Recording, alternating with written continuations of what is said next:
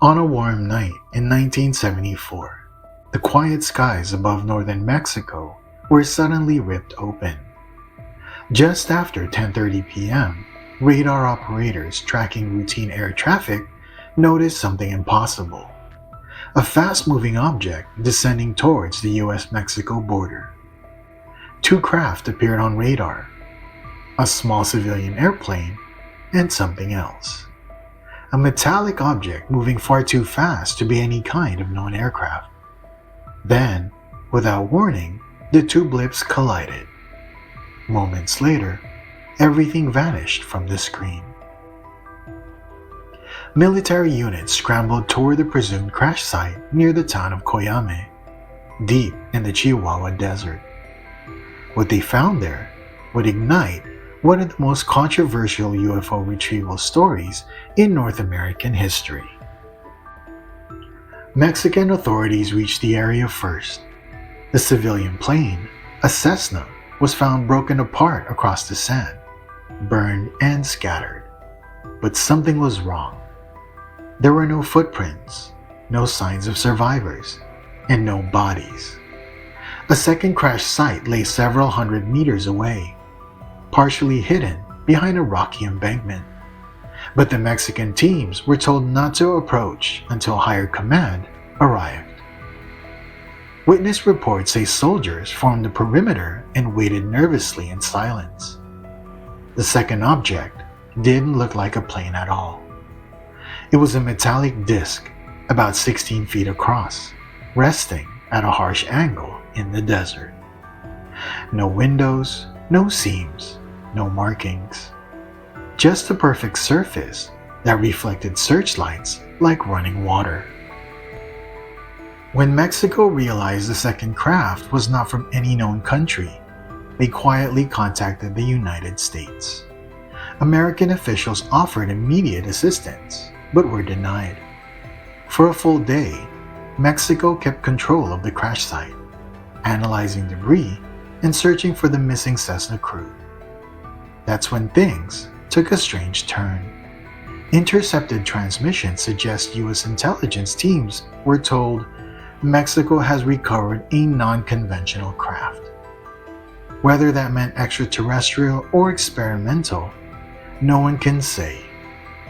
But the Americans were already preparing a covert retrieval mission. Their goal was simple: recover the disc, recover any occupants, and ensure nothing remained in foreign hands. On the second day, something went wrong. Radio communication from the Mexican military camp abruptly went silent. Units that had been sending routine updates stopped altogether. American intelligence interpreted this as a sign that something catastrophic had happened. Some accounts claim a biological contaminant was released when the disc was breached. Others say the Mexican team opened the craft and were exposed to unknown materials. Whatever the truth, the result was the same. When the US teams finally arrived, every Mexican soldier at the site was found dead. No gunfire, no struggle, no trauma. As if something washed over the camp in an instant. The American team secured the area quickly and worked through the night.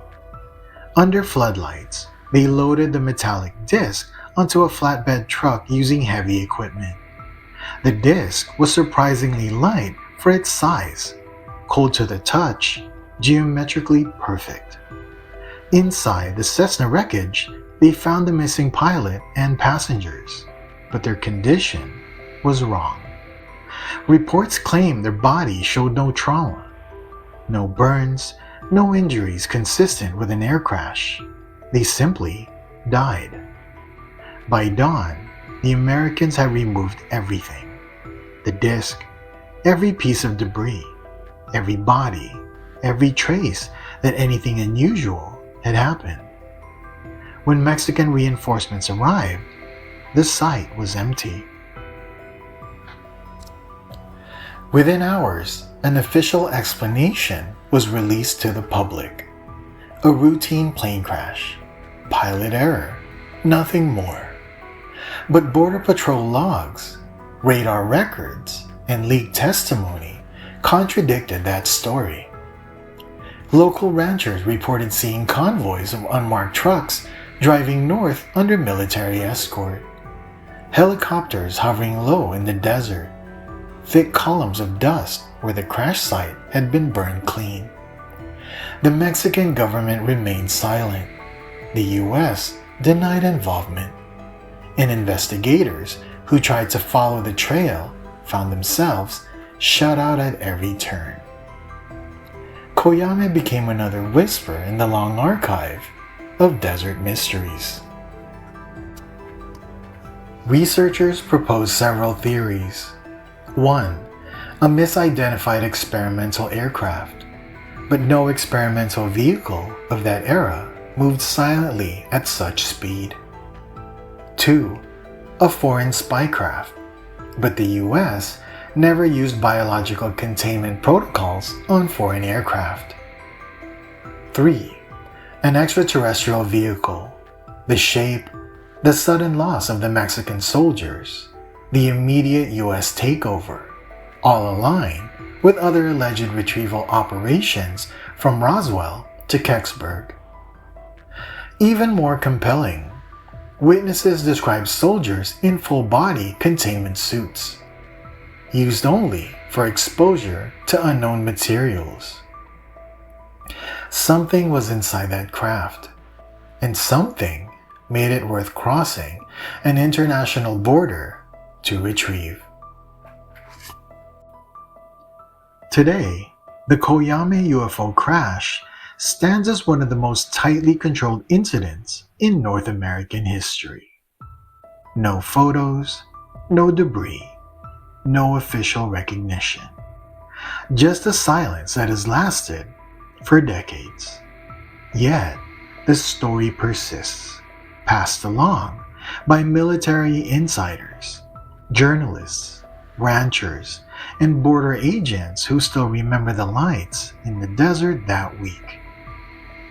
People who swear the government didn't just recover something, they buried the truth along with it. Something fell from the sky over Chihuahua, something our governments never intended the public to know about. And whatever was inside that disk may still be locked away in a facility far from the desert where it fell, sealed beneath layers of secrecy that only grow heavier with time. This is Joshua Tree Encounters, where UFOs, cryptids, and high strangeness collide.